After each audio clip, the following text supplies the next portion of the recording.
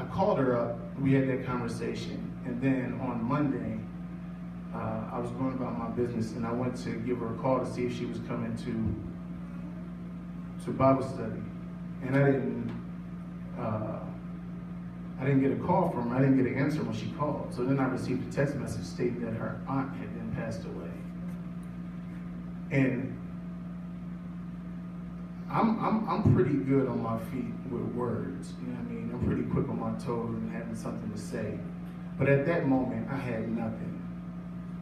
I asked God, what do you say to somebody who has lost so much in that short amount of time? So I called Sister Tina up. And as I was talking to her, I could hear the hurt. I could hear the hurt in her voice and the things that she was going through. And she got to a certain point where she said, I don't know how I'm going to get through this. And I asked her I'm not just spreading business around. I had this conversation with her to make sure it was okay. She said to me, I don't know how I'm going to get through this. I don't know what I'm going to do.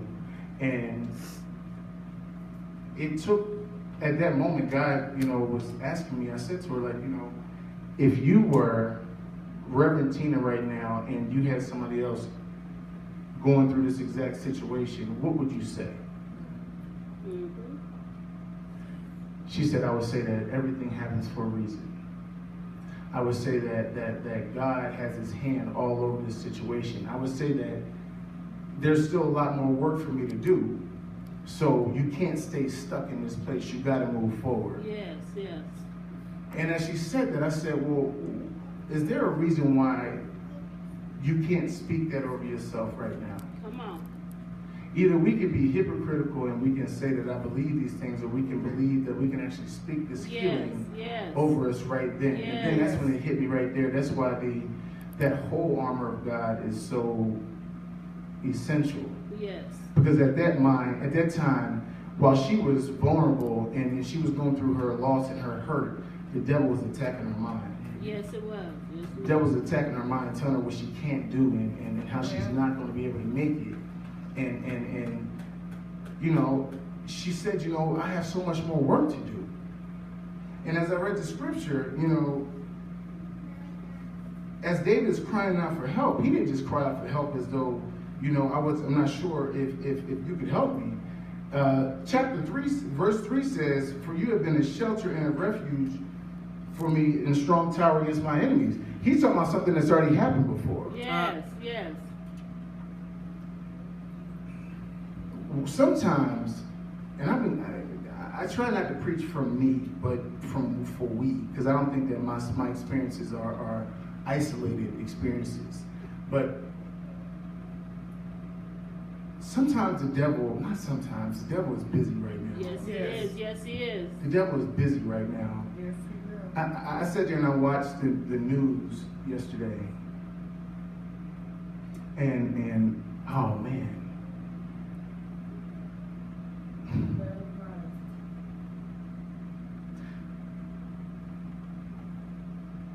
Being a preacher, I don't know whether to be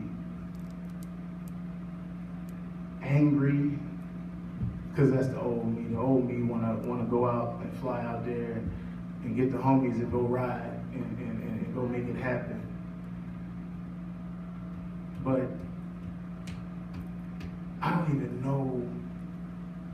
I'm in the state of I didn't know which way to turn. And I was asking God, what is all of this scripture about? What is all this about? We're at a very special time right now as the church, as the body of Christ. Seeing what I sat there and watched on TV last night, all you would have to do is take the color out of the thing and put it to black and white, and we set back 40 or 50 years. And until we start to understand that there's only so much that you can do in our own strength. Yes. What David was saying there is that David was accustomed to getting things done with his power, with everything that he had as a king, all of his earthly abilities. Yes, yes. But there's some things in life that God is going to have us do, that he's going to take us to do, that we cannot operate in our own power. Yes.